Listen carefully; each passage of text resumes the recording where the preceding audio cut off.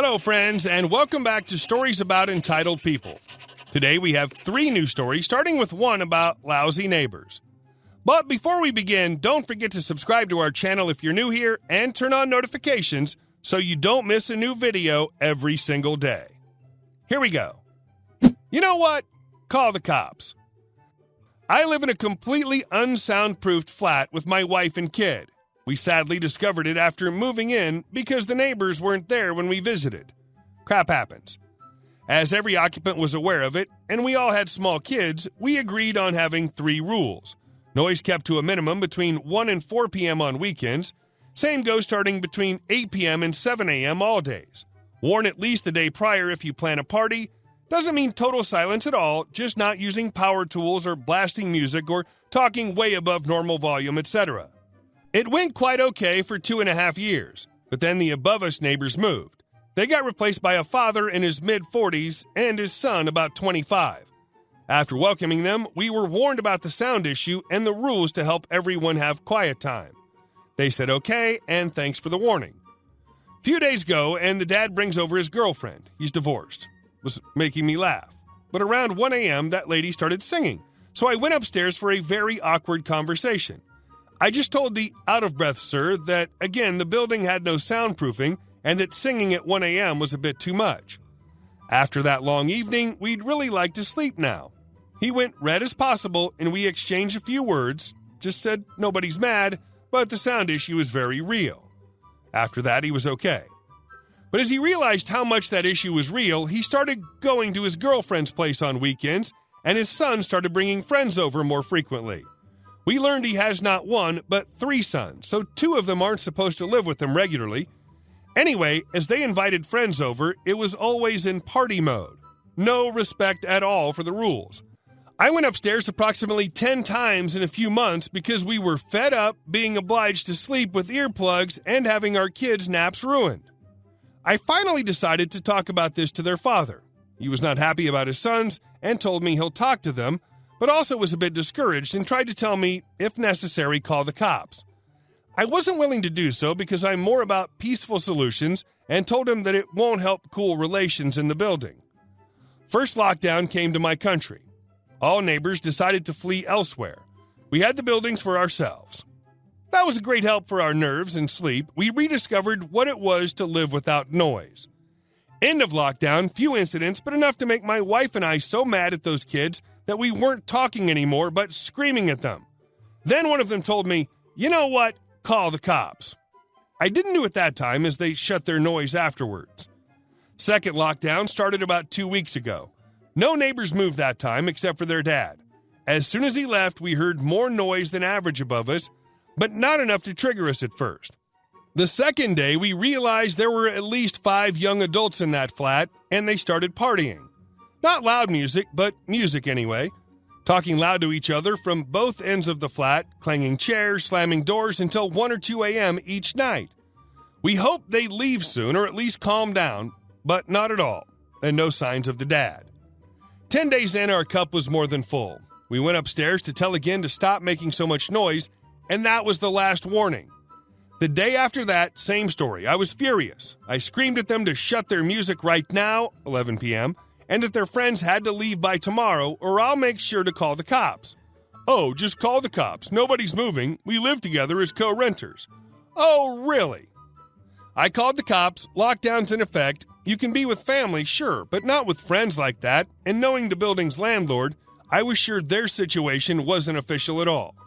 Cops came, told them the brothers could stay, but the friends had to go back to their place. They gave no fine this time, but they had to make sure I would not have to call them back again. They told me to not go see the neighbors if this happens again, but directly call them back. The next morning, we also decided to call the landlord to explain the situation. No father in sight for 10-plus days. At least 3 unknown persons living there with 2 family members. A lot of noise every day and nights. Refusing to make any effort and claiming to be co-renters. Landlord wasn't happy. Told me I was right to call the cops and warn him about the rent situation. He told me he'll call their father right away. Same day, late afternoon, I started to hear some movement above. People running left and right. Just before dark, I was pleased to see those 5 young adults with their luggage exiting the building and going toward the train station. Cherry on the cake? I saw one of them giving the finger behind him in the building's direction. I laughed so hard. Calm night with a smile on our faces. And our second story. Sometimes you need to be a Karen. This happened a few years ago, but it popped into my head just now, and I thought I'd share. My father's a boomer, the type of person who wants to speak to a manager, shout, and prove he's right, but has always taught me to never swear during an altercation with a store employee. If you become hostile, they can kick you out and trespass you before you can win your battle. So every time I ever get into a tiff with an employee, I've made it a point to minimize my hostility until the issue was resolved. Now, a little more background about me. I'm in IT. I was an IT manager for a few years, and not to brag, I have some knowledge and understanding about digital technologies. I put all my computers, servers, and TVs on UPS, uninterrupted power supply, fancy battery surge protectors. Don't want my stuff to fry. One day, I bought a new 60-inch TV. The retailer I was at didn't sell me a UPS, and I forgot to pick one up. Thus, I opted to go to another retailer so I could pick up a few more computer parts for other projects I was working on. Get to the UPS aisle and found one that met the specs I liked, and this employee approached and started trying to sell me stuff. You know, like retailer sales folks do. However, he was one of those brainwashed nitwits that was trying to sell luxury items that weren't luxury and irrelevant, i.e. HDMI cables. He starts at me with a, "Have you heard of AudioQuest HDMI cables?" Now, I'll admit I'd never heard of them before that moment, but I simply said, "Look, I work in IT. If you're trying to sell me an HDMI cable that costs more than $5, I know you're trying to sell me snake oil, and those cables are pointless. HDMI is digital. Digital either does or doesn't work. It's that simple." His laser-pointed response came back with such bite to it that simply his venomous stupidity had me interested to entertain his proposal. "Look, you make work IT and know digital technology, but you obviously don't know anything about TV technology, and you need to be educated." "Excuse me?" "Okay, whatever, show me your demo. I want to see what absolutely stupid thing you're trying to prove. What about these AudioQuest HDMI cables makes them so special? How much do they cost? Are you really going to whip out a $200 cable to show me how much more superior it is to the $1.50 used cable?" My dear reader, if you've never heard of the absurdity that is AudioQuest, buckle up for the price tag. You'll be shocked that someone's willing to pay this amount, let alone some company thinks the price is acceptable. The HDMI cable in question was, drumroll please, $14,000. Is it possible to poop your pants with laughter? I almost did. My wife and I burst out laughing at this guy, pulling up that a $14,000 HDMI cable provides a better picture quality than a $1.50 used off-brand. Does the binary cross the cable? Yes. Same picture quality, you dumpster fire of a salesman. Maybe he'd been laughed at many times. Maybe he was in a bad mood. But I told him multiple times I wasn't interested, but I'd watch his demo to prove him wrong. After saying I needed to be educated, it struck a nerve, and I wanted to throw down the gauntlet. His response to my laughter was nothing short of appalling for a salesman. "Look, if you don't want to be educated and remaining an effing moron, that's on you. I'm just doing what I love and teaching people like you who don't know what the F they're talking about." I did it. I said the sentence. "I want to speak to your manager." He told me to F off, and since I refused to let him teach me, he was going to refuse to help me any further. I found customer service. They gave me the store manager's email address and corporate. I did the thing. I called corporate and emailed the store manager and explained this guy swore at me and insulted me multiple times, not once swearing at the employee nor in the emails. They responded that they reviewed the security cameras and saw his aggressive body language and had multiple reports of him being hostile, and they fired him. Maybe the dude was having a bad day. Maybe he was a crap employee. I don't know. I didn't want to get him fired. I feel bad about that, but yeah, also can't have an employee swearing at customers and actively insulting them. I've been in the store many times since then and brought it up with an employee when I was buying a computer case and apologized for getting their coworker fired. When I told them the guy's name, they said they hated the guy anyway and are glad he got fired. I had nothing to apologize for. The guy sucked.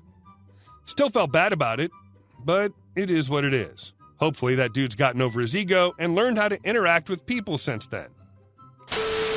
And our last story. No means no. My friends take turns renting a vacation house for a month. I rented a large farmhouse with a pool and housekeeper up the hill from a lovely beach town. 6 months out, all the rooms are filled for the entire stay. My husband gets an email from his sister, my sister-in-law, SIL, saying that she and her mother, MIL, will be coming for a visit. I tell my husband all the rooms are taken and send email to SIL saying the same thing and give her the contact for a hotel in Beach Town. I come to the farmhouse late one afternoon to find my sister-in-law and mother-in-law sitting in the living room.